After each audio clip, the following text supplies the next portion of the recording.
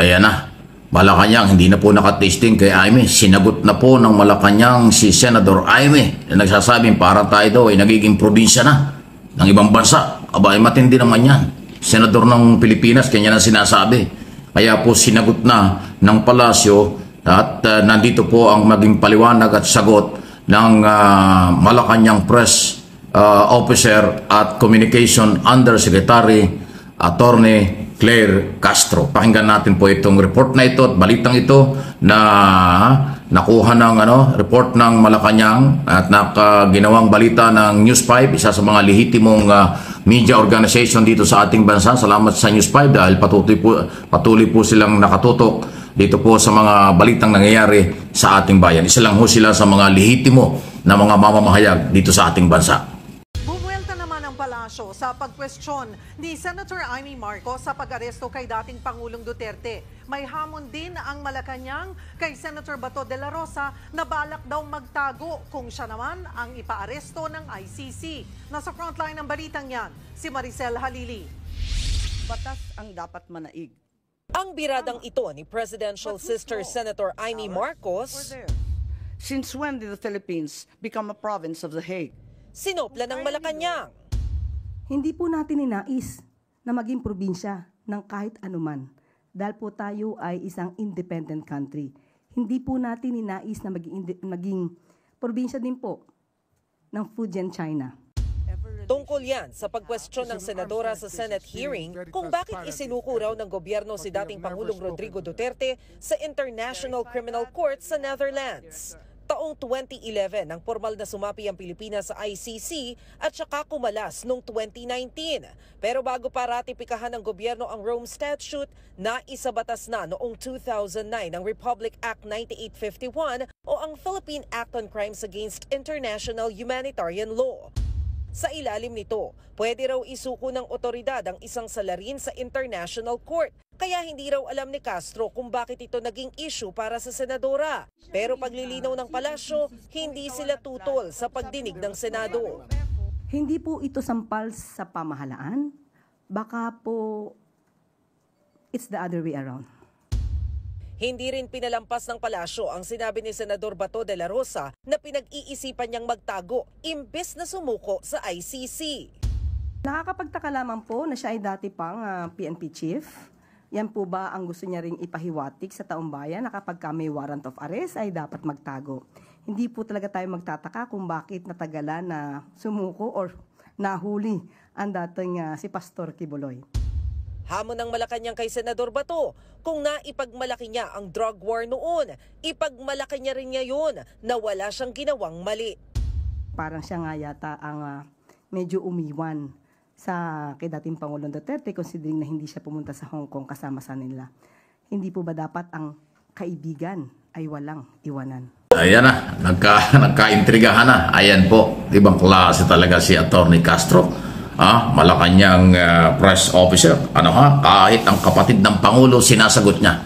Kaya tama-tama talaga ang pagkakalagay sa kanya ni Pangulong Marcos. Siya talaga ang tagapagtanggol at sasagot sa lahat ng mga kritiko against administration ni Pangulong Marcos. At yan ho nangyari, kahit kapatid. Pero grabe naman yung sinabi ni Aimee.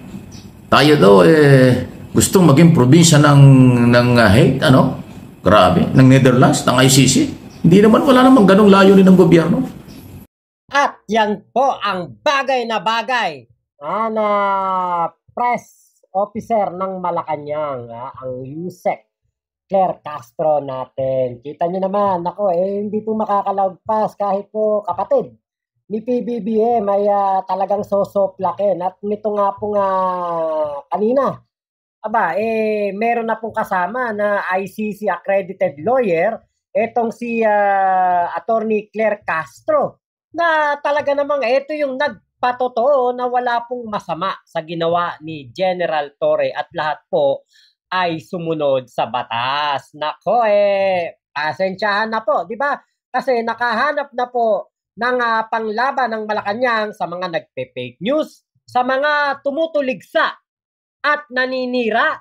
At kita nyo nga, kahit nga kapatid, hindi po umubra ang kanyang mga, tawag dito? kanyang mga paawa effect, pati yung mga background music pa sa mga video, mga drama-drama, hindi po umubra. Kayo pa kaya na mga DD shit ang kayo pa kayo mga DDFs ang umubra sa ating PCO ngayon. Alam niyo, sa totoo lang, napakaganda ng takbo ng PCO ngayon. Hindi katulad noon, napakaraming fake news. Naalala niyo yung Code Blue, yung nagkaroon daw ng sakit si PBBM, malubha daw yung sakit, at ito daw ay dinala sa ospital, sinakay daw ng helicopter, di ba? Matinding-matindi fake news noon, pero wala pong kumontra. Di ba? Ngayon nila gawin yan kay Atty. Claire Castro. Naku, sigurado. Soplak na soplak. Bakit si Aimee hindi nagsalita nung sabihin ni Duterte nung araw na okay lang na tayo maging probinsya ng China? Itong si Aimee, naging pipi at bingi ng mga panahon yun. Wala ka narinig kahit ano. Na pinuna si Duterte na nagsabing pwede tayong maging probinsya ng China. Ngayon, siya na yung nag-aakusa dahil lang nahuli si Duterte at may kaso sa ICC, tayo daw ay magiging probinsya na ng hate. Grabe naman talaga ako. Napaka one-sided nitong babaeng ito, itong senadorang itong pasintabi na. Babae naman talaga Walang prinsipyo para sa pamilyang Marcos. Wala rin prinsipyo para sa mga biktima ng mga extra human rights violation, kung ano man. Wala man akong naririnig sa iyo na maawa kahit kapiraso sa mga naging biktima. Mas naaawa ka sa akusado. Mas naaawa ka sa mga suspect. Paano yung mga namatayan? Paano yung biktima, Aimee? Grabe ka naman.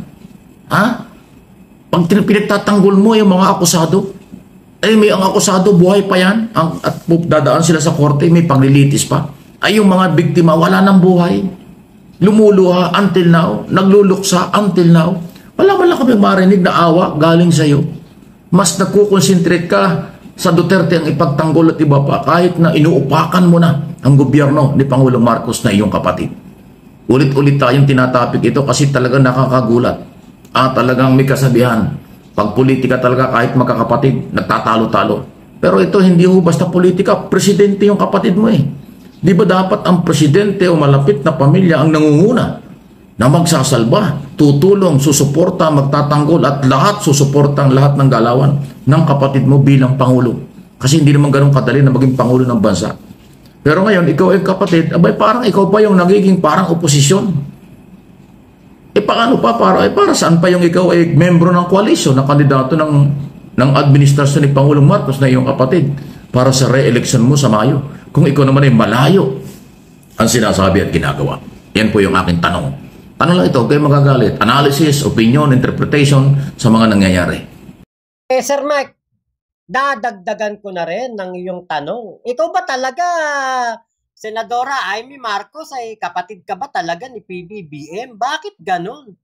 Diba parang hindi ka kapatid Parang para kang ibang tao sa ating Pangulong Bongbong Marcos. Diba dapat ikaw ang unang-una na gumagabay, tumatangkilik, sumusuporta. Lalo na at tama naman ang lahat ng desisyon ng ating Pangulo. Napakalawak ng pag-intindi mo kay Sara Duterte. Napakalawak ng pag-intindi mo kay Digong. Pero sa sarili mong kapatid, kino-question mo ang kanyang mga desisyon. Mapapatanong ka talaga, kapatid ka ba talaga? O baka ampon lang si PBBM? O ikaw ang ampon? Diba kasi ba't ganun? Diba kasi sa mga pelikula, sa mga tunay na buhay, diba? Meron talagang mga magkakapatid na hindi magkasundo. Pero dito, sa sitwasyon ngayon na nakikita natin, masahol pa ito sa telenovela. Matindi pa ito sa mga inaabangan natin na teleserye, drama-rama sa hapon. Matindi to. Matindi pa to kay David saka kay Tanggol. Na talaga namang, saan ka nakakita nun? Naturingan kang kapatid, pero ikaw ang oposisyon. Naturingan kang ikaw ang sumusuporta kay PBBM noong 2022 election. Kahit saan magpunta, karag-karag mo si PBBM. Sinusuportahan mo. Binuo nyo ang unit team. Tapos ngayon, parang ikaw isang Duterte. Sa totoo lang, parang mas kapatid mo si Sara. Mas kapatid mo si Baste. Saka si Pulong. Yan yung napapansin ng mga kababayan natin sa mga comment section yan. Dami nagsasabi, hindi ka daw Marcos. Hindi ka daw kapatid ni PBBM. Pero 'di ba, doon lang tayo, wag tayong umalis doon sa sa kumbaga yung facts. Magkapatid sila. Nakita natin silang magkapatid. Nakita natin sila yung pamilya nila na kasama naman sila palagi, 'di ba? Nung bata sila, nakikita natin yung mga old videos ng mga Marcos. Magkapatid naman sila. 'Di ba? Pero ang gara ng ginagawa ngayon nitong senadora na to sa ating Pangulo. Mapapatanong ka talaga? Kapatid ka ba talaga? 'Di ba? Sus Mariosep. Ano ba ang inyong masasabi sa galawang ito? Kakaiba talaga. Mabuti lang po at merong Attorney Castro. Kung hindi man spokesman ay siya kung tagasagot at nagpapaliwanag in behalf of the President at ng Malacanang. Yan ang kailangan natin. Wala rin siyang pinipili. Kahit sino. Pati si Bato de la Rosa. Sabi niya, yun ba yung gusto mo ipakita? Dati kang PNP, chief, senador ngayon. Yan ba ang gusto mong halimbawa na pag may warrant of arrest sa mga Pilipino ay magtatago, magtatakas or hindi magpapakita? Ay, di ba yan po yung sinasabi? Kasi nga naman, kung ikaw ay dating PNP at ikaw senador, dapat pag may warrant of arrest, sinaharap mo katulad ni Laila de Lima. Nung isuhan ng warrant of arrest ng mga panahon yun, hindi siya tumago. Hinarap niya at nagpakulong siya. Nilabanan ng kaso sa korte hanggang sa huli nanalo. Dapat yan ang gawin ni Bato. Pero hindi, mukhang ang plano natin magtago. Wow. Paano magiging halimbawa talaga ito mga ito? So, kung matalino lang tayo lahat, kung matalino lang yung mga nakikinig, alam ko matatalino kayo, kakaunti yung buzzer, at saka troll, alam naman natin kung saan ang gagaling yung kampong yan, saradong isip nila, hayaan na natin. Although yung dating ng mga ibang buzzer at troll, parang nananakot na, parang nagbabanta na. Ayan ho yung kanilang kababawan ng kaalaman Pag natalo sa argumento, natalo sa issue, ang kanilang pagbabanta. Punong-puno na ho ng pagbabanta yung mga troll at buzzer sa mga panahong ito. Dahil naubos na yung kanilang argumento, naubos na yung kanilang depensa, naubos na ho yung kanilang issue. Pagbabanta na lang sa tingin nila ay hindi nila kakampi. Pero kung kayo lang ay nakakaintindi, balita lang ito. Balitaan lang ito. Sa kanya-kanya tayo ng interpretation at opinion. Ang opinion ko at opinion nyo, bahala kayo. Kanya-kanya tayo ng opinion at interpretation. Pero yung magbanta kayo, maging below the belt ang inyong batikos dahil hindi sumasang-ayon sa inyo, yan ay kababawan, unprofessional, unethical, o lahat na ay kababawan ng kaalaman. Pangkalahatan. Huwag kayong pikon. Kung marunong ka, matino kayo, issue lang. Yung argumento nyo, palakasin nyo. Huwag nyo daanin sa pananakot, huwag nyo daanin sa harassment, huwag nyo daanin sa kung ano-ano na katulad ng inyong puon na puro karahasan ang sinasabi at ginagawa. Doon kayo nagmana. No one is above the law. Ignorance of the law excuses no one. Please like and share ng video.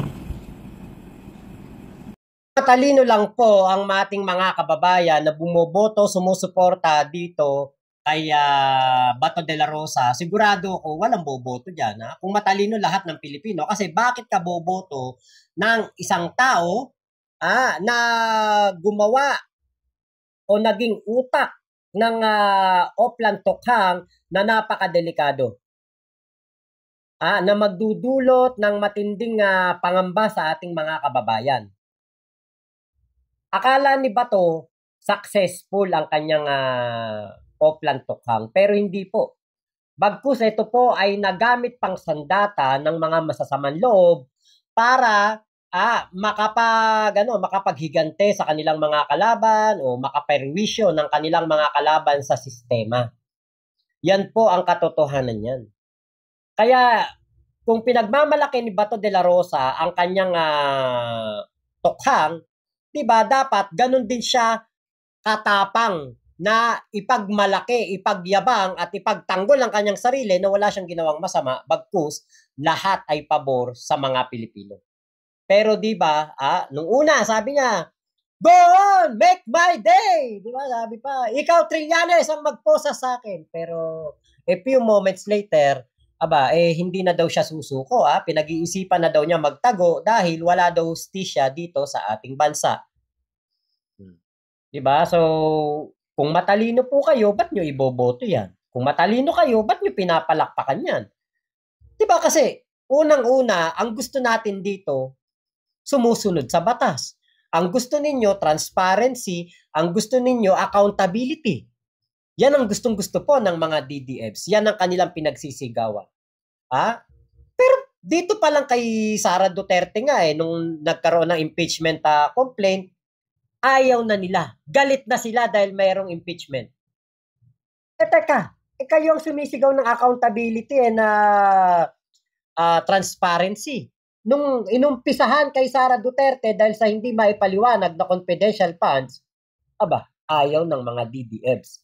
Ngayon naman, dito kay Bato de la Rosa, na meron pong kakaharaping warrant of arrest dyan po sa ICC, pinag-iisipan na po ngayon na magtago.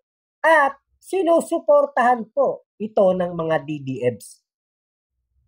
Sinusuportahan nila. So marami pong pagtataguan itong si Bato de la Rosa. Maaring baka hindi na ito magtago sa Senado kasi kapag sa Senado, pwede siyang masukol doon.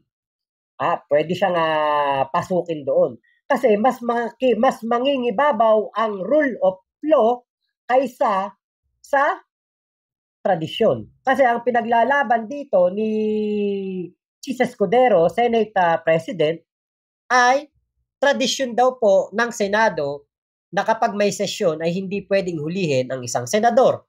Pero, mas iintindihin pa ba natin ang tradisyon kaysa sa batas, sa rule of law? Diba? Kaya, nasabi ko sa aking vlog, pwedeng-pwede palang kuhanin itong si Bato de la Rosa sa loob ng Senate dahil kailangang ipatupad ang rule of law. Ang Senate of the Philippines ay sakop ng jurisdiction ng PNP-CIDG o ng NBI. Hindi po exempted ang Senado sa paghuli. Kaya hindi ito pwedeng maging kanlungan. Yung tradisyon ay hindi po makakaprotekta kay Bato de la Rosa. Yan ang tingin ko. Bakit? Kasi po mas matimbang ang rule of law. Mas matimbang ang batas. Mas matimbang ang warrant of arrest. Diba? Sa kasabi naman ni Bato, go on, make my day. Di bigay ang kagustuhan. Diba? Isama pa si Trillanes at si Trillanes ang magpoposas kay Bato. Po, sa mga DDFs na mga dismayang-dismaya sa nangyari kay Digong, yan po talaga ang mararamdaman ninyo. Pero, di ba, kailangan yung tanggapin ng katotohanan. Di ba, doon po tayo sa totoo lamang. Doon lang po tayo sa katotohanan na si Digong ay gumawa ng masama sa nakaraan niyang buhay, sa kanyang pagiging presidente, kaya po ngayon ay pinagbabayad siya. Kaya lang, Sir Mike, alam mo, yung iba ang ginagawa, pananakot, mga nagbabanta, di ba, ng bubuli sa SOCMED, kasi hanggang ganyan na lang po ang magagawa nila. Kasi nga po, ikaw ba naman yung pinagkakapitagan mong anito, hinuli na parang manika ng isang CIDG chief. Di ba? Samantalang dati, kamay na bakal yan. Ang isang salita ni Digong, talagang yari ka. Kapag kinontra mo yan, ay sigurado, kung hindi ka malalagay sa listahan, maglalaho kang parang bula. Diba? Diba? Pinapalakpakan nila yan sa lahat ng sinasabi ni Digong noon. Laging nakapalakpak ang ating mga kababayan. Kaya lang po, diba, na iba na po ang ikot ng mundo. Napunta na po sa ilalim yung taong nasa taas noon. Mapagmataas, mapagmalaki, mapagyabang. At ultimo nga ang ating Panginoon ay hindi nakaligtas sa mga matitinding salita nito na napakahirap lunukin lalo na kung ikaw isang Katoliko. Kaya alam niyo po, etong nangyari kay Digong, sa mga DDFs, sa mga sumusuporta kay Digong, sa mga humihimod ng tumbong ni Digong, samahan na ninyo ng pagtanggap. Yun lang po ang magiging pinakamaluwag sa inyong mga dibdib na dapat nyong gawin para po makamove on kayo. Para po kayo ay maging katulad ni Sara Duterte na tanggap na po ang mga pangyayari. Na tinatanggap niya na ang nangyari sa kanyang ama. Natanggap niya na hindi niya na maiuwi dito si Digong sa ating bansa. So, yun lamang po, maraming salamat sa pagsama nyo dito sa aking vlog na ito. Salamat sa ating kaibigan, Sir Mike Abe. Support nyo po, Mike Abe Opinions, MA Pinoy TV dito sa YouTube. Ingat po kayo, nasa mang panig kayo ng mundo. Huwag po kayong maniniwala sa fake news. Huwag kayong maniniwala sa mga fake news peddler, sa mga fake news vlogger na matapang sa kanilang mga posts pero kapag umattend ng TRICOM ay umiiyak. Yun lamang po. Ingat po kayo, Momo Chup Chup. Love you, God bless us all, Pilipinas. God first.